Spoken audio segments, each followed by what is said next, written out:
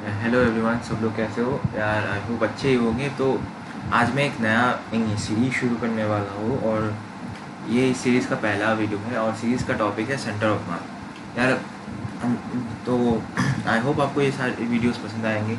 और यार अगर पसंद आए तो यार लाइक शेयर और सब्सक्राइब करना मत भूलना। यार तो शुरू करते हैं। तो यार सेंटर ऑफ मास आखिर होता क्या है? तो यार सीधी सरल भाषा में अगर बताऊँ तो यार एक पॉइंट है। यार पॉइंट मतलब क्या है यार? एक एक ऐसा पॉइंट है जो जहाँ पे आप अज्यूम कर सकते हो कि इस बॉडी किसी भी बॉडी का पूरा मास कंसेंट्रेटेड है। फॉर एग्जांपल ये यार अगर ये मैं एक बॉडी जैसे भी बना रहा हूँ उसमें आप कोई भी एक पॉइंट एज्यूम कर लो। कोई भी नहीं, मतलब एक एक पॉइंट एज्यूम कर सकते हो जहाँ पे आप या एज्यूम कर सकते हो कि पूरा बॉडी का मास वहाँ पे कंसेंट्रेटेड है। यार एक चीज़ होती है ये मतलब ये सेंटर ऑफ मास चाहे तो ऐसा भी हो सकता है कि यार वो बॉडी पे नहीं, बॉडी के बाहर भी हो सकता है। जैसे कि एक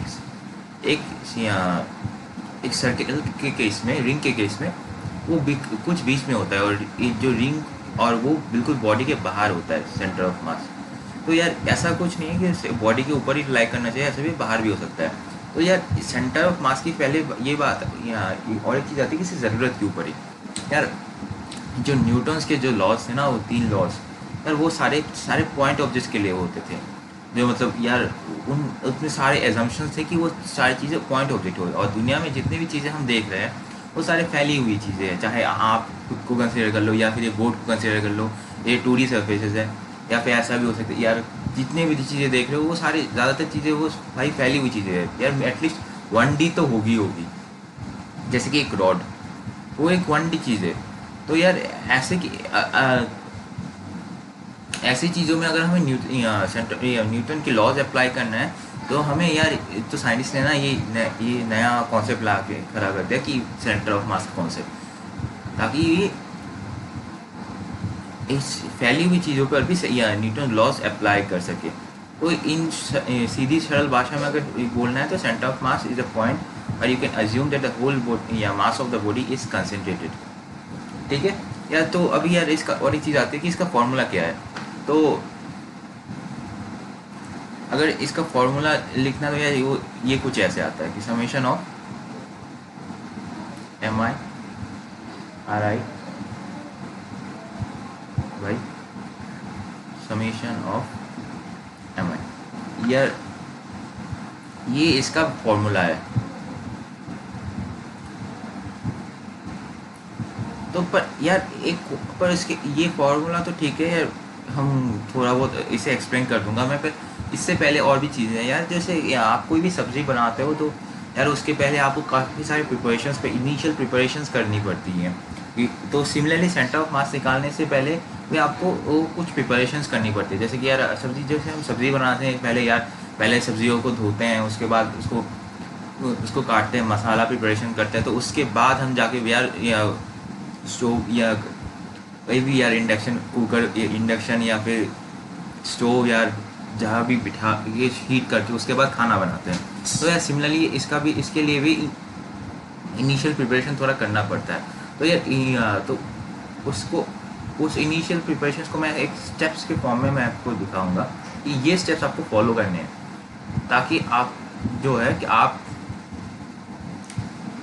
ये सेंटर ऑफ मास निकालने में एकदम एक्सपर्ट या बहुत मतलब कोई गलती ना हो। ठीक है। तो यार पहला जो स्टेप है, जो आपको एक ओरिजिन सिलेक्ट करके उस वहाँ पे एक कोऑर्डिनेट सिस्टम बिठाना होगा। ओरिजिन सिलेक्शन, ठीक है, origin selection and setting of a coordinate system, setting A coordinate system. यार मैं इस मैं लिख लेता हूँ, उसके बाद मैं आपको एक्सप्लेन करूँगा यार इसका मतलब क्या हुआ। यार ये मैं ये बोल रहा हूँ कि अगर आपके पास कोई भी सिस्टम दिया हो, सपोज मैंने यहाँ पे 2 मास लिया है M1, ठीक है, और M2। तो यार एक चीज़ आपको समझनी पड़ेगी, अगर ये जो सेंटर ऑफ मास का जो पॉइंट है, ठीक है, वो कहाँ पे आप ओरिजिन सेलेक्ट करो उस पर बहुत ज़्यादा डिपेंड करता है।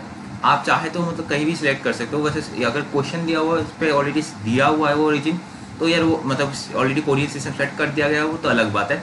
बट आप अगर नॉर्मली कोई भी प्रॉब्लम सॉल्व करना चाहते हो तो आप कोई भी सिलेक्ट कर सकते हो, यहाँ पे भी सिलेक्ट कर सकते हो, यहाँ पे भी सिलेक्ट कर सकते हो, यहाँ पे भी सिलेक्ट कर सकते हो, यहाँ पे भी सिलेक्ट कर सकते हो, कहीं जहाँ मर्जी वहाँ सिलेक्ट कर सकते हो, कोई फ़र्क नहीं पड़ता। तो उसके या तो पहला अगर पर ये चीज़ आपको याद रखनी पड़ेगी, हर पॉइंट के या रेस्पेक्ट से वो वैल्यू चेंज होता रहता है। कि अगर आपका वो सेंटर ऑफ मास का पॉइंट यहाँ पे अल्फा 1 अल्फा 2 आता है इस पॉइंट से, तो या फिर बीटा 1 बीटा 2 कुछ ऐसा आएगा, ठीक है, इसका एक्स एंड वाई वैल्यूज़। तो यार मैं ये बोलना चाहता हूँ कि हर एक जहाँ पे आप ओरिजिन सेलेक्ट कर रहे हो और उसके करस्पॉन्डिंग जैसे एक्स एंड वाई एक्सिस बिठाओगे उस उसके उस पर काफ़ी ज़्यादा डिपेंड करता है कि सेंटर ऑफ मास का तुम्हारा ये सेंटर ऑफ मास के जो कोऑर्डिनेट्स है उसके वैल्यूज़ क्या होंगे। तो यार यही चीज़ है कि इसे सेंटर ऑफ मास का जो सबसे पहला निकालने का सबसे जो पहला स्टेप है, आपको एक ओरिजिन सेलेक्ट करना पड़ेगा। तो यार तो ये आपको समझ में आ गया। तो अभी यार सपोज मैंने एक काम किया कि मैंने यहाँ पे एक ओरिजिन सिलेक्ट कर लिया, ठीक है, या M1 के मास के एरिया पर। तो अभी मैं क्या करूँगा, इसमें अभी एक कोऑर्डिनेट सिस्टम ड्रॉ करूँगा।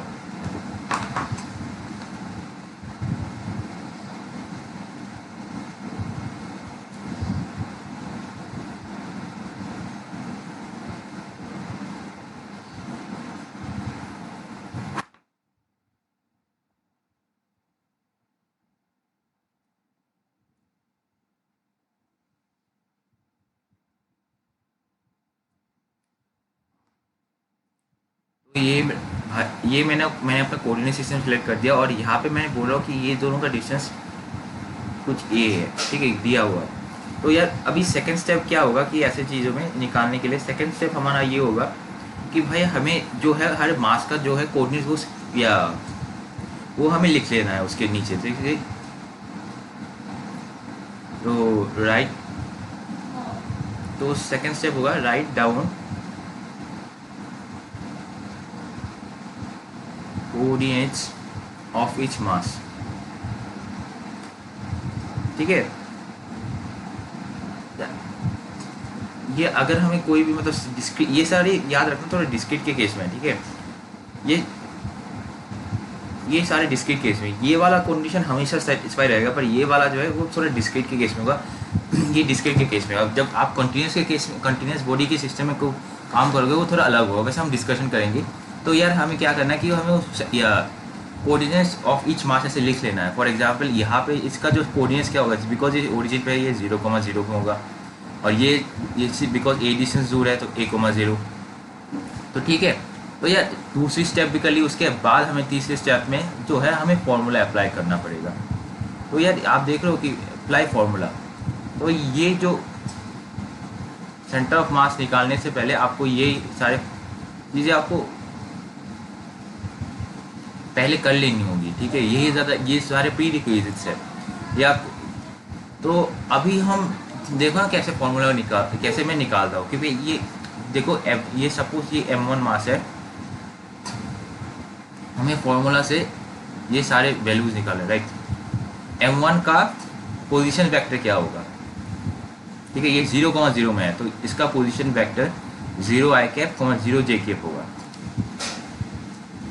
अब M2 मास का क्या होगा, M2 मास का होगा R2 वेक्टर जो वो A,0 में है तो उसका जो पोजीशन वेक्टर है वो ai कैप +0j कैप में होगा।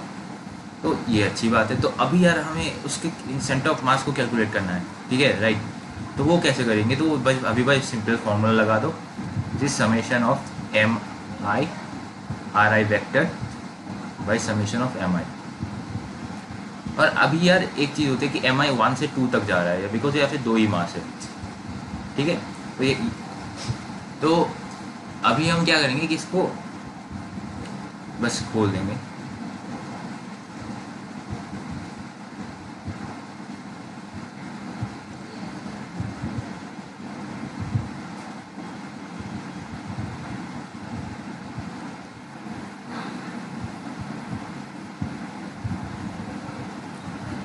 तो यार ये आप अब कुछ ये आता है, तो अभी हम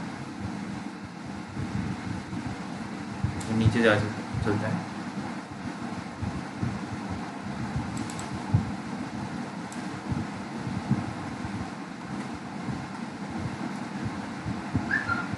तो नेक्स्ट स्टेप में बिकॉज यार ये एक्चुअली ट्रिक है, यहाँ पे आप देख लो दोनों जीरोज आ रहे हैं, तो यानी कि एम जो ये कैलकुलेशन बहुत आसान हो जाता है। यही एक्चुअली ट्रिक है कि आप अगर एक ट्रिक है, अगर आप ये अपना जो ओरिजिन है वो किसी एक मास के ऊपर रख दोगे ना, तो ये इसका फ़ायदा होता है कि ये जो इसका जो पोजीशन वेक्टर्स के जो कंपोनेंट्स है वो सारे जीरो जीरोज हो जाते हैं, तो वो उस पार्ट को नॉर्मली कैलकुलेशन में इंक्लूड नहीं करना पड़ता। ऑब्वियसली उसका मास को नीचे इंक्लूड करना पड़ता है, पर वो कैलकुलेशन काफ़ी आसान हो जाता है, इसलिए मैंने अपना ओरिजिन किसी एक मास के ऊपर सिलेक्ट कर लिया। ये आप भी ये ट्रिक यूज़ कर सकते हो। तो यार तो अभी इसका बाकी वाला पार्ट कैलकुलेशन करते हैं, और ये कुछ ये आ रहा है, जस्ट अ सेकेंड।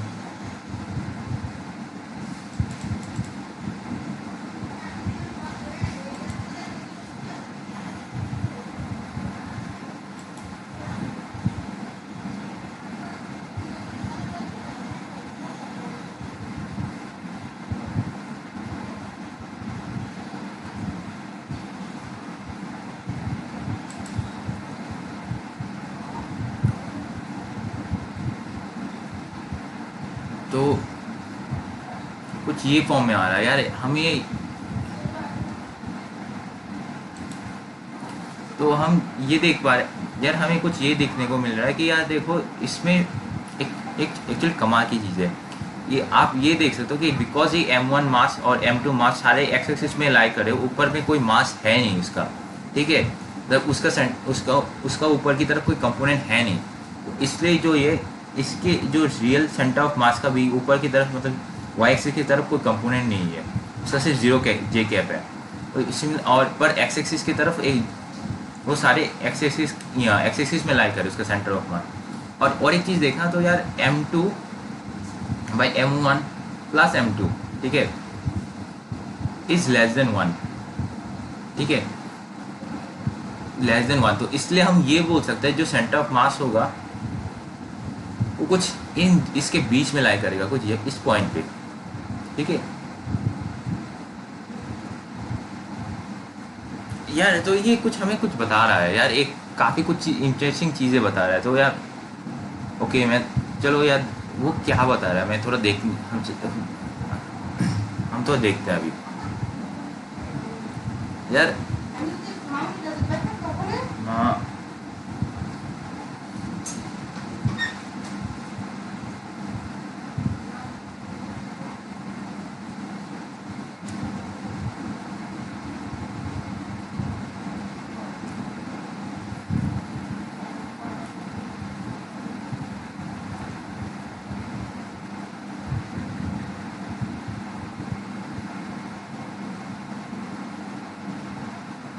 तो यार आप ऐसा कोई एक मास हम एज्यूम कर लो, या तो आप तो इस यहाँ एक कोई ऐसा एक मास है, ठीक है, जो ऐसे कुछ फैला हुआ है, ऐसा मास। तो और उसका एक चीज़ है कि यार अगर यहाँ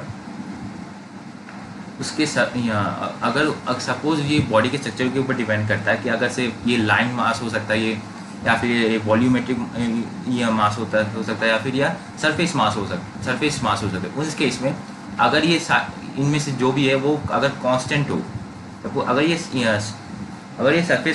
सरफेस में अगर मतलब ये 2D मास हो, अगर उसके इसमें सरफेस मास डेंसिटी जो है वो कांस्टेंट है, वो पोजीशन के साथ या फिर कुछ भी टाइम के साथ वेरी नहीं कर रहा, कोई फंक्शन नहीं है वो। सिमिलर रो भी जो है वो वॉल्यूमेट्रिक डेंसिटी है, वो कांस्टेंट है, या फिर लैम्डा कांस्टेंट है। उस केस में आप ये देख के बता सकते, आप जो है मतलब ऐसे सरफेस को देख के बता सकते हो कि आपका आइडिया लग जाता है कि कैसे कहाँ पे वो सेंटर ऑफ मास होगा। जैसे कि देखो यार आप ऐसे नीचे देखो या नीचे वाला पार्ट देखो यार, ठीक है, इसमें जो मास है उस और ऊपर वाला जो मास, ऊपर वाले में भी मास है, ठीक है यार। मैं इसको कुछ ऐसे दिखाता हूँ, तो ऑब्वियसली यार एक चीज़ पता चल जाती है कि ऊपर में जो मास है वो ज़्यादा है नीचे से, ठीक है। तो यानी कि जो हमारा सेंटर ऑफ मास होगा वो 0,0 से थोड़ा ऊपर की तरफ होगा, मतलब वो पॉजिटिव वाई एक्सिस की तरफ होगा, बिकॉज ऊपर में जो मास है वो ज़्यादा है, ठीक है। सिमिलरली आप जब एक्स एक्सिस में देख रहे हो तो आपको ये भी देखने को मिल रहा है कि यार इस तरफ जो मास है, जो नेगेटिव एक्सेस की तरफ मास है वो थोड़ा ज़्यादा है इन कंपेयर टू या जो राइट साइड में मास है। तो आप ये देखिए ये भी बोल सकते हो कि यार जो मेरा जो सेंटर ऑफ मास का जो पोजीशन है वो कुछ नेगेटिव एक्सेस की तरफ होगा। तो यार आप मतलब बिना बस ऐसे ही थोड़ा देख के आप एनालाइज कर सकते हो कि यार सेंटर ऑफ मास का जो पोजीशन है कुछ सेकंड क्वाड्रेंट के पोजीशन पे आएगा, मतलब क्योंकि सेकंड क्वाड्रेंट पे आएगा। तो ये तो अब बस ये इसको मैं बोल क्यों रहा हूँ, बिकॉज ये कई बार आपको ऐसा मिलेगा कि आप जब एमसीक्यू सॉल्व करोगे तो आपको बस ऐसे देख के आपको पता चल जाएगा कि यार उसका ऑप्शन जब आपको मिल रहे होंगे तो आपको बस जो स्ट्रक्चर देख के आपको आइडिया लग जाएगा कि सेंटर ऑफ मास कहाँ पे होना चाहिए। और ऐसे आप काफ़ी सारे ऑप्शंस को अगर दिया हुआ है तो होगा तो वो आप इजीली एलिमिनेट कर पाओगे। सेकेंडली ये चीज़ है कि अगर आपने यहीं की से कोई भी यार और भी एग्ज़ाम्स होते हैं, बोर्ड एग्ज़ाम्स भी होता है, उसमें आपने आपने वो कोई सेंटर ऑफ मास निकाल लिया और आपको आप बस देख के आप यहाँ चेक कर सकते हो कि यार आपका जो जो सेंटर ऑफ मास या जिस पोजीशन में आना चाहिए वो आ रहा है कि नहीं। अगर नहीं आ रहा है तो मतलब आपका इसकी सोल्यूशन गलत है। और तो ये आप इन शॉर्ट एक थोड़ा बहुत चेकिंग भी कर सकते हो। तो यार बस इतना ही। तो अभी यार देखते हैं यार अब और एक अभी जो है मैं एक थ्योरम कराने वाला हूँ यार। ये थ्योरम का थोड़ा स्पेशलिटी है यार। ये थ्योरम को ये मैं बता तो ये थ्योरम थोड़ा इसलिए या मैं इसलिए ऐड कर रहा हूँ ताकि आपको जो है चीज़ों को मतलब ज़्यादा अच्छे समझने में थोड़ा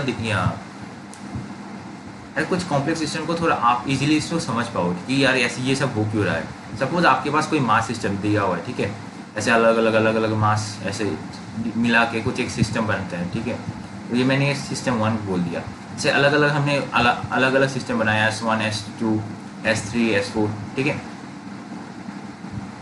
तो एसएन कुछ एसएन मास सिस्टम्स है, ठीक है, और उन सब के जो ये सेंटर ऑफ मास की पोजीशंस है और उसका टोटल मास कुछ एफ से जाता है। तो S1 होगा तो R1 उसका सेंटर ऑफ मास है और M1 उसका ये टोटल मास है। सिमिलरली R2 के केस में वो R2, M2 हो जाएगा। और सिमिलरली ऐसे N के केस में ये कुछ ऐसा होगा कि Rn, Mn। वेट, तो यार हम क्या करेंगे कि उन और वो सारी चीज़ें आपको याद रखनी पड़ेगी कि वो सारे हमने एक ओरिजिन ले लिया, एक कोऑर्डिनेट सिस्टम ले लिया, ठीक है, उस जीरो के पॉइंट में। उसके बाद वो सारे सिस्टम्स ऐसे रखे S1 S2 वो S3 डॉट डॉट डॉट ऐसे अलग अलग सिस्टम्स रखे और उसके बाद उस कोऑर्डिनेट सिस्टम से हमने ये सारे वैल्यूज़ जो है कैलकुलेट किया है, ठीक है। तो अभी हम एक चीज़ अपने जो फॉर्मूला है उससे में हम ये बोल सकते हैं कि अभी कि जो R1 वेक्टर है वो इस समय is equal to summation of each individual element of S system S1 by in multiplied with position vector of each mass element divided by total mass. हम ये लिख सकते हैं, राइट। तो और इसको थोड़ा और मतलब काम करेंगे तो यार कुछ ये ऐसा आ जाएगा Ri बाय जो टोटल मास है वो M1 है। तो ये हमने इक्वेशन 1 दे दिया। तो सिमिलरली हम सेकेंड मास के लिए भी लिख सकते हैं। हम उस केस में क्या करेंगे, हम उसमें एक उसका इनिशियल कुछ ऐसे भी देते हैं। तो हम इसको कुछ ऐसे फॉर्म में लिख पाएंगे।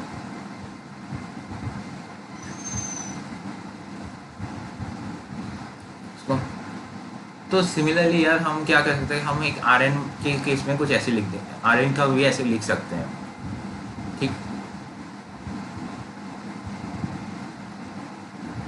और यार ये जो n है ना वो जस्ट मार्क्स है यार, इसका कोई पावर नहीं है, तो कंफ्यूज मत करना। तो हम इसको भी ऐसे लिख सकते हैं।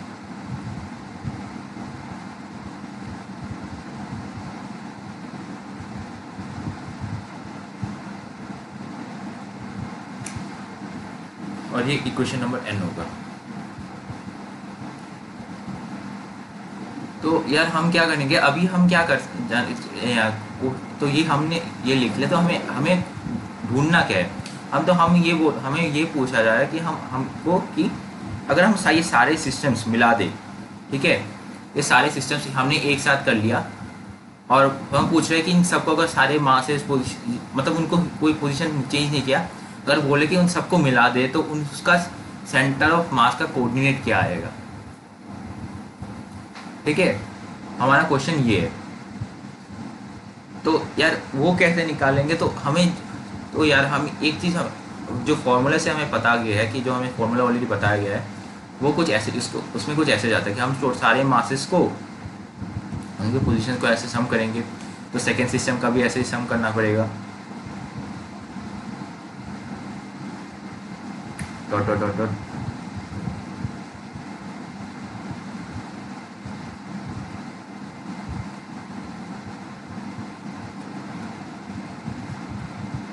और नीचे जो है सारे मासेस को सम करना पड़ेगा। तो अभी हम क्या, तो ये हमें करना पड़ेगा। तो अभी हम थोड़ा और इसमें जो और ज़्यादा कैलकुलेशंस करेंगे यार, हम ये क्या, इन सबको अलग कर देंगे। ठीक है, तो ऊपर वाले जो टर्म है ऐसे पार्शियल डिवीजन,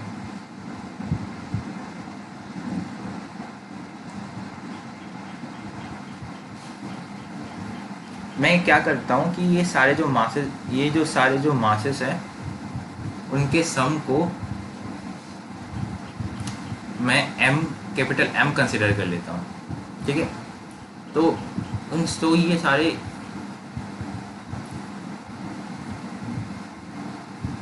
अब नेक्स्ट स्टेप में कुछ ये फॉर्म आ जाता है। ठीक है,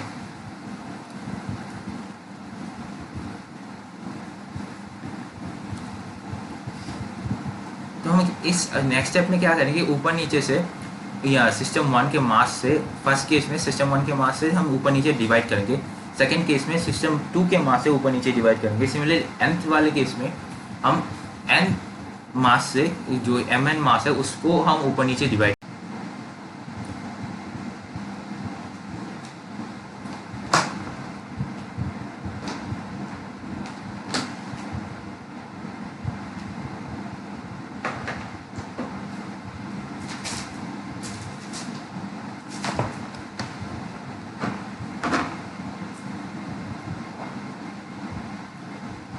तो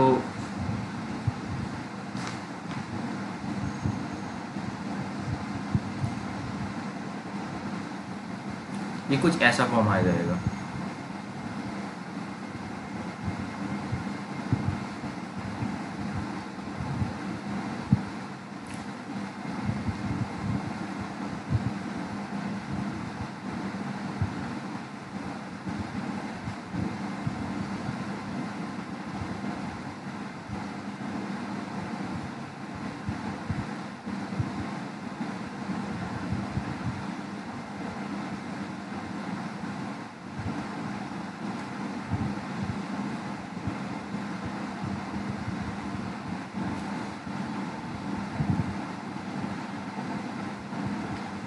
तो यार इससे, अब नेक्स्ट, अभी हम क्या करेंगे कि यार ये चीज़ हमें कुछ सिमिलर लग रहा है, हमने कुछ ऐसे पहले भी ऐसे कुछ देखा है, राइट।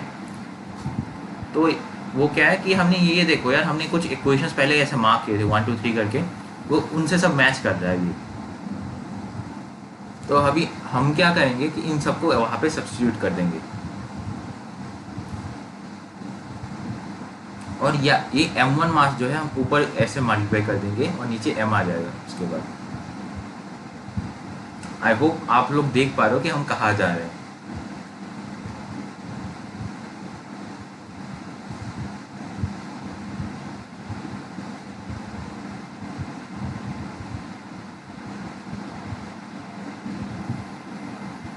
इसको हम अभी ऐसे लिख सकते हैं। तो यार ये चीज़ हमें बोल क्या रहा है, ठीक है, कि आप समझ रहे हो यार, मैं पूछ नहीं, आप समझ रहे हो कि ये बोल क्या रहा है यार। ये बोल रहा है कि अगर आपके पास कोई कोऑर्डिनेट सिस्टम ऐसे दिया गया है और उसमें S1 S2 ऐसे अलग अलग सिस्टम्स है आपके पास, ठीक है, और इन सब का आपको मास एंड उसका उन मास और सेंटर ऑफ मास का पोजीशंस पता है हर चीज़ का, तो आपको बोल दिया गया हो कि आप ये उन सब का सेंटर ऑफ मास जो है वो निकालो, तो यार आप सीधा ये फॉर्मूला यूज़ कर सकते हो यार। ऐसा अब इम्पॉर्टेंट भी नहीं है कि सारे सिस्टम्स हमें ज्वाइन करने पड़ेंगे, ऐसा भी हो सकता है यार 10 में से सिर्फ 2 ही ज्वाइन कर लो, या फिर 3 4 5 कोई फ़र्क नहीं पड़ता। तो बस उनका केस है, अगर जितने भी जानना चाहते हो उनके मास और उनके सेंटर ऑफ मास का अगर पोजीशन जानते हो तो यार उन सिस्टम्स का, तो उसे ऐसे आप समेशन करके आप जो है उनका सेंटर ऑफ मास का पोजीशन निकाल पाओगे। तो यार इसको इसको यहाँ अच्छे से समझने के लिए और एक प्रॉब्लम करते हैं।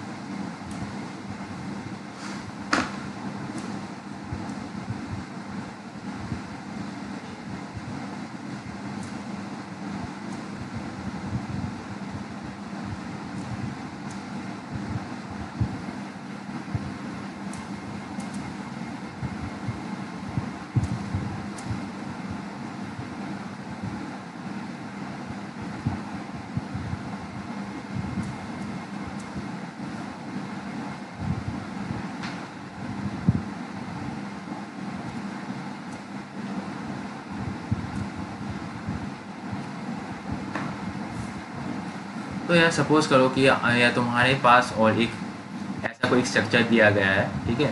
तो यार और ये कोई पॉइंट से दूर पे एक पॉइंट कोई ओ कंसिडर कर किया गया है, ठीक है। और उसके रेस्पेक्ट में आपको या तुमको जो है इनका सेंटर ऑफ मास जो है वो सिस्टम का दिया गया है कि C,D/2 इसका सेंटर ऑफ मास है, ये सिस्टम S2 है और ये सिस्टम S1 है, और इसका जो सेंटर ऑफ मास है ये कुछ A/2 है एंड B/2 है।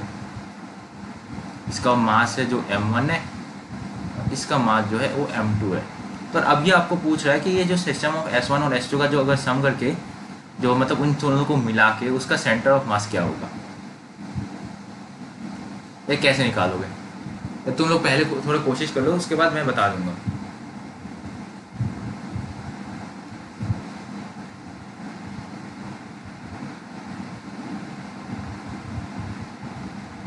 तो आई होप आप लोगों ने कोशिश कर ली। तो अभी यार नहीं किया तो यार पॉज करके वीडियो कर लेना थोड़ा। तो इसको सिंपली भाई ये जो अभी पिछले वाला जो थ्योरम किया ना उसी पे होगा कि ये भले ये यार ये छोटा सा मास नहीं हो, ये बड़ा वाला मास हो, मतलब ये पॉइंट मासेस नहीं है, तो कोई बात नहीं यार। हम क्या करेंगे कि फैले हुए मासेस है और उसका उन सब का जो पॉइंट इसके में जो छोटे छोटे पॉइंट मासेस हैं उन सारे को मिला के जो है हमें ऑलरेडी दिया गया है कि उसका टोटल मास क्या है और उसका सेंटर ऑफ मास क्या आ रहा है। तो हम क्या करेंगे, वो जो पिछले वाला हमने जो थ्योरम लगा किया था कि किसी भी सिस्टम का अगर मास और सेंटर ऑफ मास का पोजीशन दिया हुआ है तो हमें उसका उन दोनों को मिला के या फिर इन सिस्टम्स को मिला के कैसे सेंटर ऑफ मास निकालते हैं वो वाला हम बस यूज़ कर देंगे। तो क्या करेंगे, जो मास ऑफ इनिशियल मास जो पहला वाला मास सिस्टम है उसका मास लिखेंगे, उसके बाद उसका position vectors which is A/2 I cap plus B/2 J cap plus M2 C/2 I cap plus D/2 J cap by M1 plus M2।